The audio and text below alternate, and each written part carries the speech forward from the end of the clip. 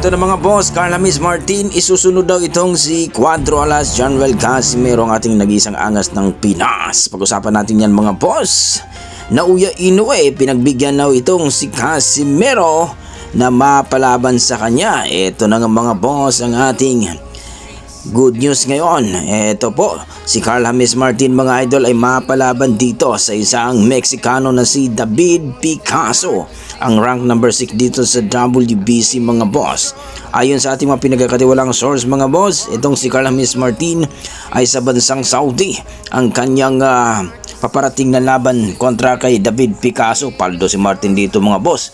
Kung baga ito, ayon sa ating mga pinagkakatiwalang source, ito na daw yung pinakamalaking laban na mangyayari dito kay Carl James Martin sa kasalukuyan. Kung matuloy daw ito mga idol, paldo daw itong si Carl James Martin. So ayon sa ating mga boxing fans, siguraduhin daw ni Carl James Martin na mananalo siya dito kay David Picasso. Baka tatalunin lang daw siya. Diga ni Carl James Martin mga idol ay sisiguraduhin daw niya na TKO ang abutin ni David Picasso. Dahil isusunod daw niya si Cuadro Alas Casimero.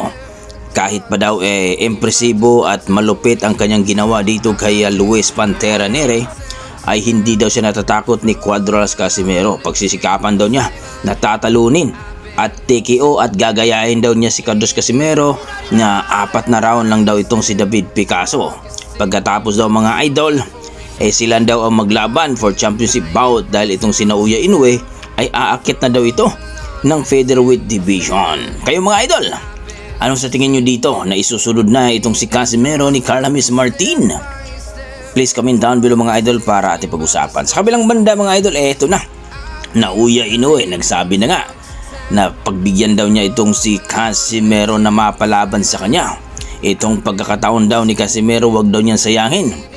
Ayon sa ating mga pinagkakatiwalang source mga idol, under negotiation na daw ito. Pero mayroong hiningi na pabor itong si Naoya Inoue, wag daw siyang i-trash talk. Ayaw daw niya ng trash talker mga idol.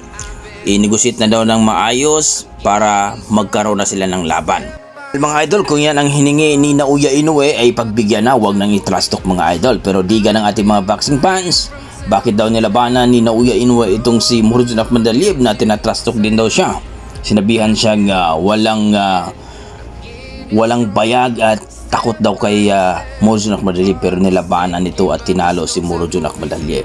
Well mga idol, pagdating kasi ni Casimero mukhang na-trauma itong si Naoya Inoue, kaya huwag nang i-trash talk mga idol para matuloy na ang kanilang bakbakan. So kayo mga idol, ano masasabi nyo dito? Tandaan natin mga idol, itong si Cuadro Alas Casimero ay rank number 4 sa WBO, number 1 naman sa IBO at rank number 10 sa IBF. So ito ng pagkakataon ni Casimero mga idol, huwag nang sayangin. Kaya kung ano ang request ni Inoue, susundin na lang ito, huwag nang i-trash talk at i-negotiate na lang ng maayos. So kayo mga idol, ano masasabi nyo dito sa ating video? Please comment down below mga idol para ating pag-usapan. Maraming salamat.